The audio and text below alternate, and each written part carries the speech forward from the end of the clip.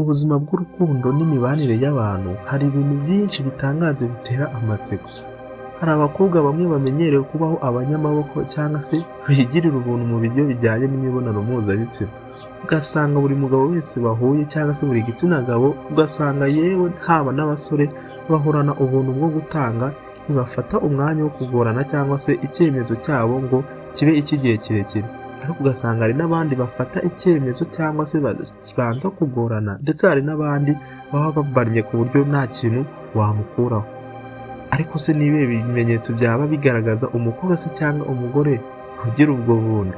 Cyangwa se umukobwa ushobora kuba wahereza umwanya wese buri mugabo wese akaba yabasha kuba yakinjira mu buzima bwe? Ese iyi myitwarire ye, ukuntu yitwara n'uburyo aganira bishobora gutanga ibimenyetso bifatika bw'uko yaguha akanya mukaba mwakora iyo mibonano mpuzabitsina? Aka kantu gatoya. Sophia yari umukobwa wari utuye mu mujyi wa New York, ahari ubuzima buhora imuhinduka n'ubusabane nk'uko bimenyeranye mu mujyi ya New York. Hari umukobwa witwaga rero Sophia Carter. Yari umukobwa mwiza cyane ufite uburanga buhebuje n'ijwi rigira icyo rivuze ku muntu wese ubavuze, ndetse aho anyuze hose abagabo ndetse n'abasore bamukurikiza amaso. Uko yamwenyuraga byatumaga abagabo benshi bumva bamwishimiye ndetse bashishikajwe no kumwegera, ariko icyo batari bazi ni uko Sophia yari afite umwihariko udasanzwe nta mugabo n'umwe atapfaga kugirira ubuntu.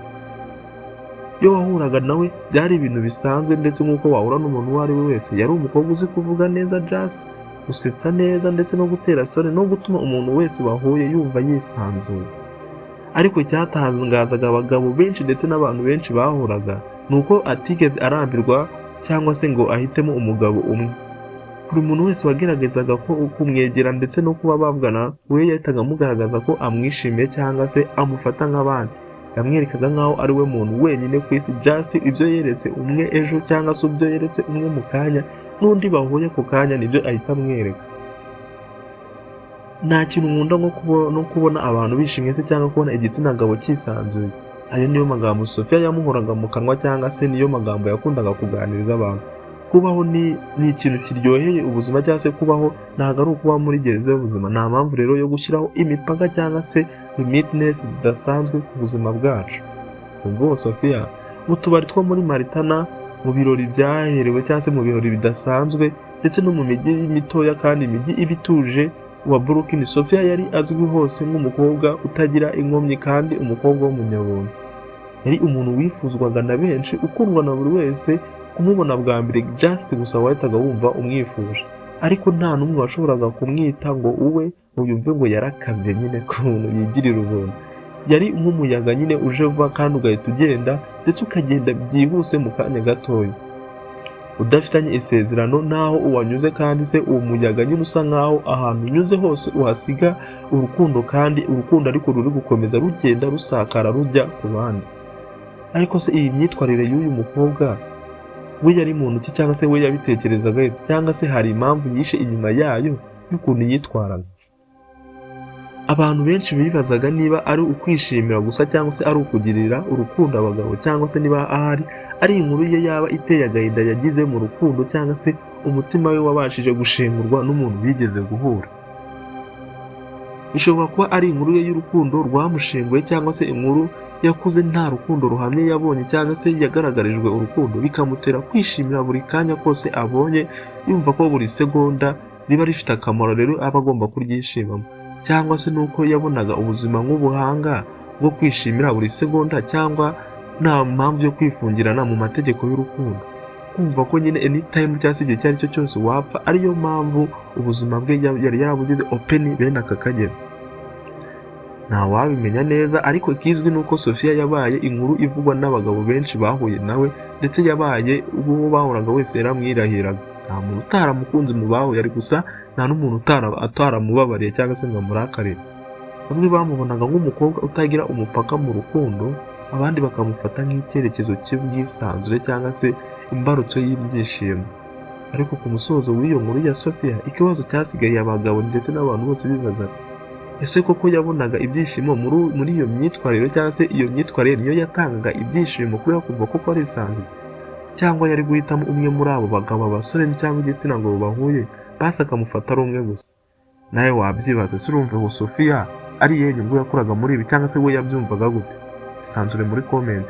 Niyo mpamvu kandi tugiye kureba ibi bintu byose bigaragaza umukobwa ugira ubuntu, ndetse uyu mukobwa nimuhura uzahita umenya ko agira ubuntu ndetse nakugaragaza iyi mico, ntuzatinde uzahite ukora ibyo ushaka, cyangwa se niba unatinya abantu bagira ubuntu uzamuhungire kuko ni umunyabuntu umuntu uzagaragaza iyi mico. Gusa mbere yuko dukomeza, menya ko wakoze subscribe ni ingenzi, like kuri iyi video ni iby'agaciro kugira ngo tubane muri ibi bintu byose. Reka dutangire. Ikintu cya mbere kigaragaza umukobwa ugira ubuntu se cyangwa umukobwa w'umunyabuntu, ntabwo atinya kuganira ku bintu bijyanye n'imibonano mpuzabitsina. Nkuko twabibonye kuri Sophie, umukobwa adafite ipfunwe cyangwa se adafite imyumvire mibi cyangwa se itandukanye n'isano ryo kuba haba icyo gikorwa, bishobora kugaragaza ko abifitemo ubudahangarwa cyangwa se afite ubwisanzure bukabije mu bijyanye no gutanga iyo serivisi cyangwa se mu bijyanye no gukora icyo gikorwa. Ikintu cya kabiri kigaragaza uwo munyabuntu se cyangwa uwo mukobwa wifitiye ubuntu, aba akunda kwiyambarira imyenda idakurura ubusugi cyangwa se icyubahiro. Muri make aba akunda kwiyambarira imyenda yerekana ubwambure bwe kandi ubona ko ari proud, just nta soni na nkeya bimuteye. Si buri gihe bivuze ko umukobwa wambaye imyenda igaragaza umubiri we afite iyo myitwarire aba ayifite, cyangwa se umuntu ugaragaza nyine ubwambure, muri make yambaye utuntu duto, utuntu tumwegereye, just utuntu tugaragaza umubiri we, si bivuze ko aba afite iyo myitwarire. Ariko rimwe na rimwe bishobora kugaragaza ko nta mpungenge afite kuba yagaragaza iyo myitwarire, ndetse ishingiye cyane cyane ku byerekeranye n'imibonano mpuzabitsina. Akenshi na kenshi abakobwa nk'aba cyangwa se abantu bagira iyi mico bakunze gusangwa ahantu habera imico ya siporo y'igororamubiri cyangwa se ibindi bintu byaba bigaragariza ibintu byose byaba byerekeranye n'imibonano mpuzabitsina. Ikintu cya gatatu kigaragaza umukobwa w'umunyabuntu se cyangwa ugira iyo mico, akunda kugira inshuti nyinshi z'igitsina gabo, cyane cyane udusoresore ndetse n'abagabo mu buryo budasanzwe, ku buryo usanga inshuti ze z'abakobwa zibarirwa ku ntoki, ariko izo afite ku bagabo umva benda kungana n'umusatsi afite ku mutwe we. Umukobwa wumva yisanzuye cyane ku bagabo bose ahuye nabo, akumva ko nta kabuza yakegurira ibiganiro ndetse ntacyo yishinja kuganira abagabo, kandi akagaragaza ko atagira imipaka myinshi mu mibanire ye, haba kumwifuriza nyine ngo bahure baganire, just kwa kundi umukobwa avuga ngo mwahura mugasohokana mukaganira mukajya mu bintu byinshi ndetse mukaganira ku buzima, ugasanga nta mupaka wo kukugora afite, ndetse ikintu cyose umusabye acyumva vuba. Kwa kundi nyine umukobwa abanza kukugora, uyu munsi nta kanya, ejo nta kanya, gutyo paka wenda akazabyemera igihe kimwe runaka. Ariko uyu ushobora guhurira yewe muri iyo gym aho twavuze nyine bakunda kugaragara abakobwa bameze gutyo, just ugahita usanga nimba umusabye prot cyangwa se ngo muze guhura cyangwa se uze kumusohokana, ukabona ko ari open, ahubwo wagira ngo yari akwiteguye kuri buze kuza. Bishobora kugaragaza ko nyine nawe atagira imbogamizi se cyangwa imipaka cyangwa icyo bita limit mu bintu bijyanye n'imibonano. Ikintu cya kane ni ukwitwara neza ku mugabo wese bahuye mu buryo bw'ubushotoranyi. Ubundi akenshi na kenshi hari indoro cyangwa se imyitwarire umukobwa ashobora kugaragaza just ukimubona cyangwa se mugihe ugahita umenya ko uwo mukobwa nta kabuza ndetse nta mipaka minini agira. Gusa hari n'undi ushaka kutwitwaraho cyangwa se ushaka kukugaragariza ibintu ugahita ngo uyu mukobwa unazanye icyo gitekerezo waba umeze nk'uri kwiruga, yahita akurangiza. Gusa iyo umukobwa agaragaza kwiyoroshya cyane ndetse no kureshya buri mugabo wese ahuye nawe, ukabona ko niyo ari kuvuga nk'umusore cyangwa se ari kuvugana n'umugabo, just ari guca bugufi ku rwego rudashoboka, niyo atagaragaza uburyo bw'uburaya ariko kumva ko yoroheje ijwi yaciye bugufi, menya ko uwo mukobwa ashobora kuba afite imyitwarire yoroheje kuri iyo ngingo kandi ari open ku kintu cyose mwahita mugikora ako kanya. Ikintu cya gatanu ni ukugira imyitwarire idahinduka kuri buri mugabo wese ahuye nawe. Ibyo twavugaga, buri mugabo wese ahuye nawe just nk'uko Sophia yabikoraga, usanga amufata kimwe nk'uwo. Muhuye mu gitondo muraganiriye, muvuze murishimye, muganira ibintu biri deep, ugahita ugira ngo kwa kundi just umuntu agukunze akikubona cyangwa se umuntu nyine yishimira undi akimubona, ariko ejo cyangwa se umukanya baraza guhura neza photocopy uko yatwitwayeho, imico yakugaragariza ndetse n'ibintu byose yakoze neza n'ibyo ari buze kugaragariza n'uwo baraza guhura mu kanya, ku buryo nyine just imyitwarire yo ntabwo ijya ihinduka kuri buri mugabo wese ahuye nawe, nyine babitwaraho kimwe. Buri gihe abasa n'uwishimye buri mugabo wese abonye, akumva ko buri mugabo wese abagabo ari bamwe nyine, amuha umwanya nk'aho nta kindi cyamubuza kugira icyo amukorera, kandi bigaragara ko wagira ngo nta kandi kazi agira, we umwanya afite we wose yahise awuharira ako kanya k'uwo muntu bari kumwe, nyine bigaragaza ko nyine ari kumushotora mu buryo bwo kumuha umwanya uhagije, kuko turabizi abagabo iyo wamweretse ko umwitayeho umufitiye umwanya udasanzwe, just nawe si ukukwirukaho ye kandi ahita akugaragariza ko agushaka cyane. Ikintu cya gatandatu ni ukubaho adafite icyerekezo gihamye mu bintu bijyanye n'urukundo se cyangwa mu bintu bijyanye no kubaka urukundo rurambye. Umukobwa udashishikajwe no kugirana umubano uhamye n'umugabo cyangwa se n'umusore, ahubwo agahora yishakira ibyishimo by'ako kanya, just iyo mibonano cyangwa se ibindi bintu byose byatuma wishima, ibintu by'ibiro ndetse ibintu byo gusabayanga, just gusohoka bya buri kanya, uwasohokanye niwe ejo usaba ariyo, nyine ukabona ko adapointinga ahantu hamwe ngo wumve ngo arashikamye, nyine ukabona ko ari umukobwa just uyu munsi umubonye aha yapositinze ari aha, ejo apositinze ari aha, unamusura ku mbuga yitwara gutya, uhita umenya ko uyu mukobwa kabisa akenshi umuco wo kugira ubuntu nawe awuhorana cyangwa se awugendana, nyine ari umunyabuntu mu bintu bijyanye n'iyo mibonano.